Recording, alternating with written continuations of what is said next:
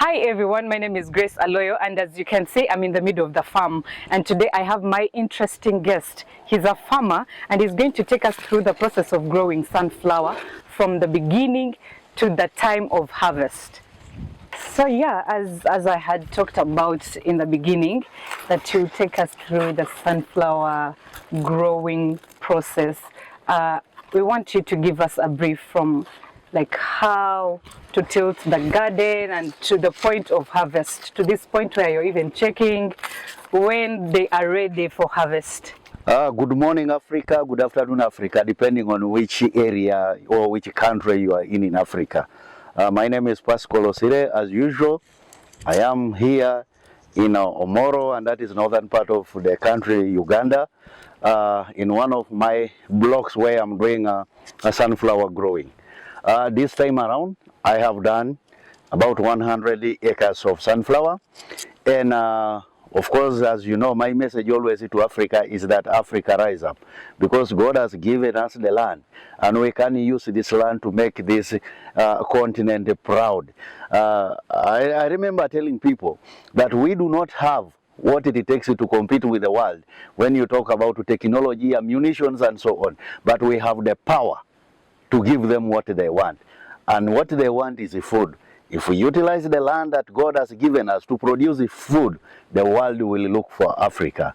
I have got friends who have been contacting me all over the world, including North and South America. When they watch these videos of sunflower, they are saying, hey, recently I hosted a guest who came from Israel, and he watched me on YouTube. He said, I am coming to Uganda. He actually returned back on the 24th, going back to Israel, because he wants to start processing cooking oil. Africa, the time is now. You know, if you are planning to do sunflower growing, one of the challenges, of course, we have is that finding the good quality of seeds is also a problem. And like this last year, we did a different variety, and this year also we have done a different variety. And the variety that you see here, it's called the Pana. And in Uganda, it is only one company that is having the agency of these seeds. Now, during the planting season, I can tell you that seeds became scarce to extent that some farmers now decided to grow the local varieties. Otherwise, my advice to people that it would be better for us to have improved seeds, not GMOs, but improved hybrid seeds, because one, you find that they are resistant to drought. If you plant your sunflower and it receives the rain about 4 times, that is just good enough for you to at least to have some harvest, not that you are going to lose it.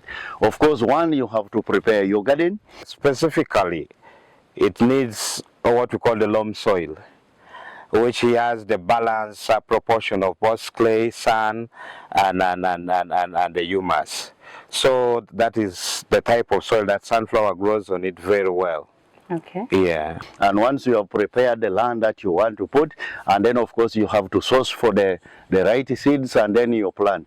Of course, the other thing is you must keep the weed off the plant, because when the plant is, the bush is around the plant, then you are not going to have a good harvest. Now look here. We did this sunflower, and this was in late September, and in the second week of next month, and that is January, we will be harvesting. So 4 months, probably. I tell some people, because they say when you go to farming you are suffering. Maybe you can only call yourself, I say, 4 months of suffering, but in the 5th month you begin counting money. Yeah, sunflower from the day one, you can count 75 to 90 days.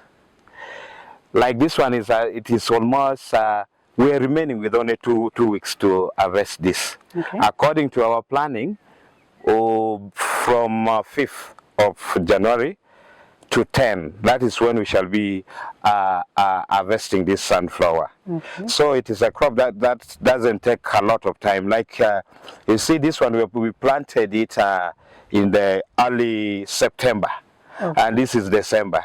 So which means approximately, we have already counted, this is our 3rd month. So by 5th to 10, we shall be harvesting this sunflower. Okay. So yes. How many seasons do you have in a year for sunflower? Yeah, sunflower are according to our season. Like let me say about our northern agroecological zoning, whereby we have a rain from April up to August, and then from August up to around maybe December like this. You can grow sunflower thrice in a year. The first planting you can do it from March. Then when rain comes, by around June there you are harvesting. Okay. But for our case, we're doing it twice in a year. We do it in the first rain, then the second rain. When I talk of first rain, that one, I mean the one that starts from April up to August. And then from August, there's also another season that we call it here, we call it second season. Okay. So, but for easy management during harvesting and for harvest, sunflower is suited for the second rain.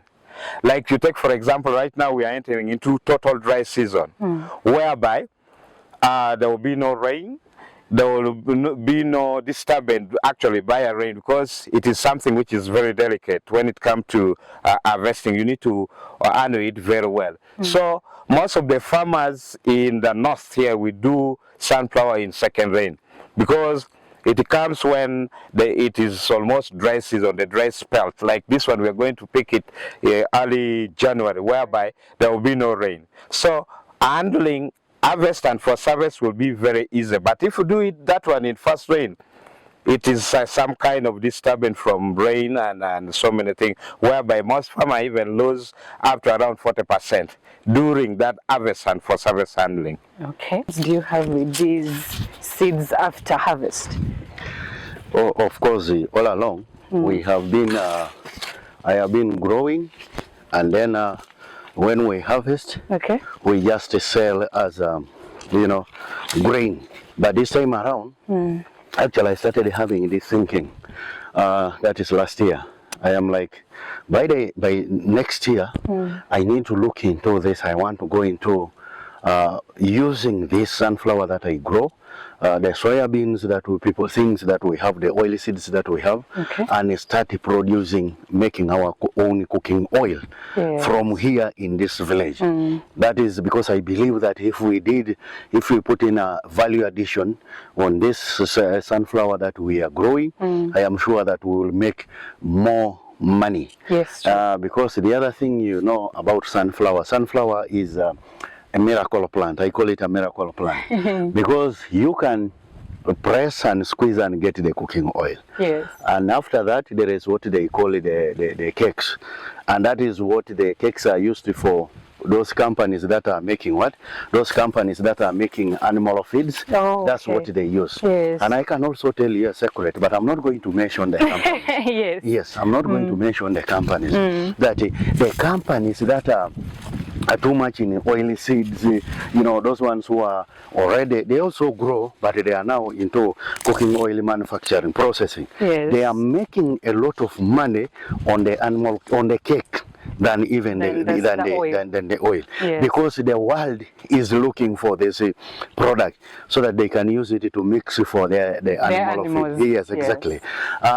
When somebody watched me on YouTube, the person even started asking me from Kenya, do you have this? Can you export? Can you do what? I said, I have not yet started what?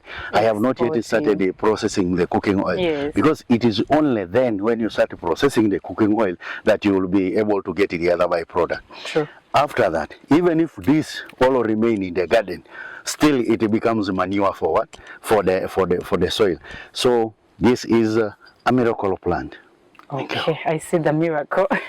Yeah. You realize while we were coming this side, I got so excited with how it yielded so much. And I believe the farmer is happy. So what is the secret, apart from the loam soil, what is the secret to healthy growth of sunflowers? Yeah, like another crop, most of our agriculture that we are doing these days, our farmers need to learn how to grow a little bit professionals in doing their things. You take, for example, if you would get a nearby garden here that has the same sunflower, the same varieties, you would see a very big difference. Because the reason is there's these agronomical practices that you need to go through.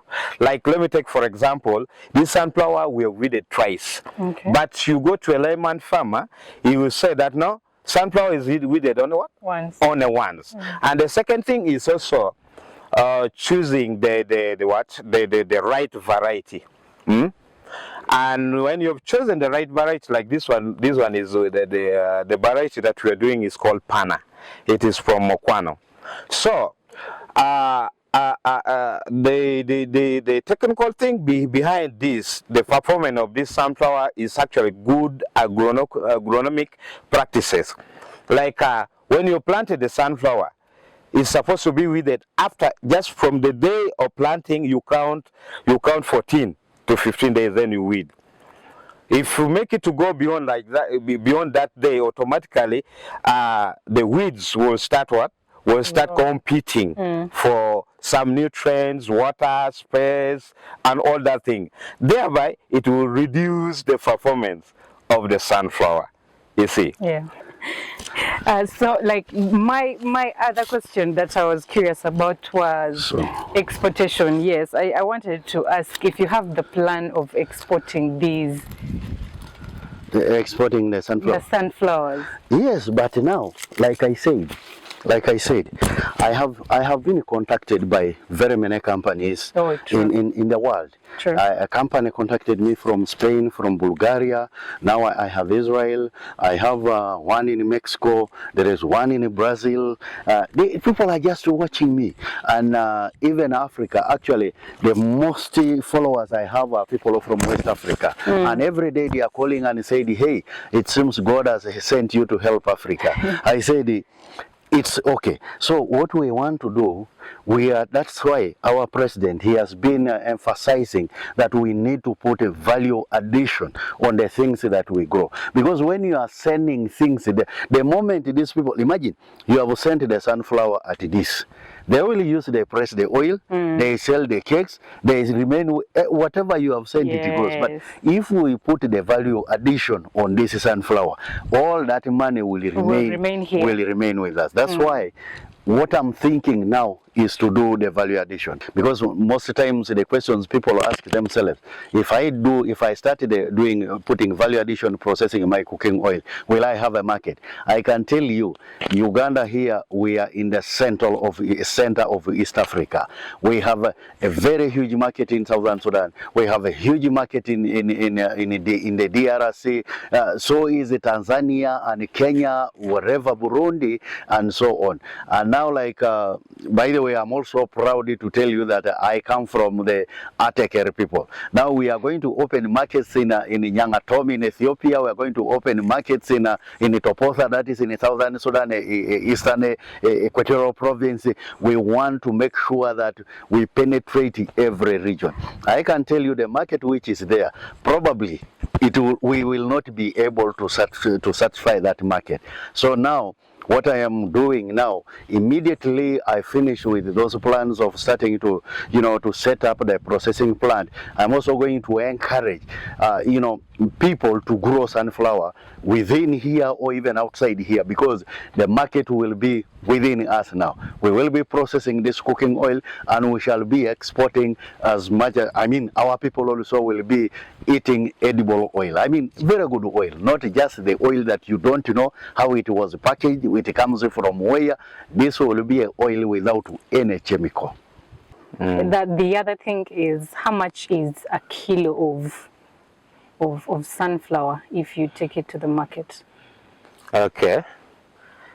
Sunflower currently in the market is in the range of 1,800 to 2,000 per kilo. Sunflower is among the oil seeds, and in Uganda here, I would say in Africa, oil seed is really very, very important, because we get a lot of things in this oil seed production actually. Like, for example, here we can get more than 3 products from sunflower. Okay. Yeah, we can get more than 3 products. First of all, we get oil. Secondly, we get this animal cake for feeding the animal. And also, from some other byproduct, they make soap. There are a lot of things that you can get from sunflower. So yes, Pascal, someone there watching might think there are no challenges after seeing all this, the yields and everything. So what are some of the challenges you've faced with growing sunflower? Sometimes I laugh with, certain things because whatever you do, there must be a challenge. But it depends on now how prepared you are to face the challenge. Of course, to me, there are few challenges because after preparing your garden, what else? So the challenge number one is difficulty in accessing the quality seeds. Then when you do that, remember, here as you see, every block of the sunflower farms that we have, there are people there chasing birds.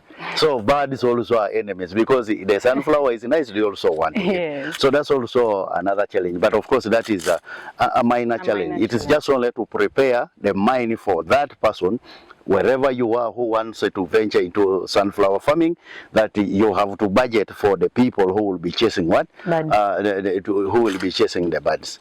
And that is it. Of course, the other one now is the harvest itself. Here in Uganda, we are still lagging behind machinery and so on. Sure. However, because now all the harvest we are doing it manually, and when you are doing it manually, you lose a lot. You lose a lot. So what we are planning now, trying to do, how can we minimize? And that now requires you to have a machine, the harvester, that can harvest the sunflower and remove, because there the loss will be too minimal compared to using the manual labor. Yeah, exactly, that we have. Okay. So we are planning, because the enemy, that is the access to good seedlings, the good seeds this year, pushed me so hard. But I want to tell you, it has pushed me until I have gotten a solution. So probably next year, we are going to have the best seeds for sunflower with a high oil content in the seed, better than what we have, or better than what we have been having. The other thing that I rarely speak, but probably today I need to speak, because when you speak about this, many people will get scared of venturing into something that will become useful or a resource to of wealth in their families. But of course, I also want to ask the government that government needs to play a role in all this. Many people have joined the cause, but then where is the government? So I am sure that if they do something, Uganda, this Uganda you see, you give few years, and people will know that there is a country in the world called Uganda. Because we have everything, we have what it takes. We are not lazy people. Northern Uganda, I have told the people, I have had meetings with very many leaders. I have told them the time has come for us now to rewrite the history. Let's forget about the past, the issues of war. We rewrite the history. Let this Northern Uganda become the center of wealth and riches through the soil, the land that God has given to us. Thank you. Wow, it's been a very, very interesting time with you, Pascal. Thank you so much for this wisdom. Thank you. I have consumed, and it is not yet enough. I know with this wisdom that I've gotten, maybe one day I'll also become like you. You're welcome. You guys, you're seeing me with a stick. I know you're wondering I don't have the boots on, but next time I'm coming back serious as him. So with this knowledge that you have gotten from Pascal, I think you should start already, because it's not yet a risk until you start it. So he said at the beginning that Africa rise. It can only rise when you also rise. So the time is now. And one thing I have picked from this is that this is the biggest poverty hack. I've been saying this and I have seen it, I have witnessed it. So we don't have excuses of being lazy, of being poor and not having food. We can do it. We have the land, we have the resources. Thank you.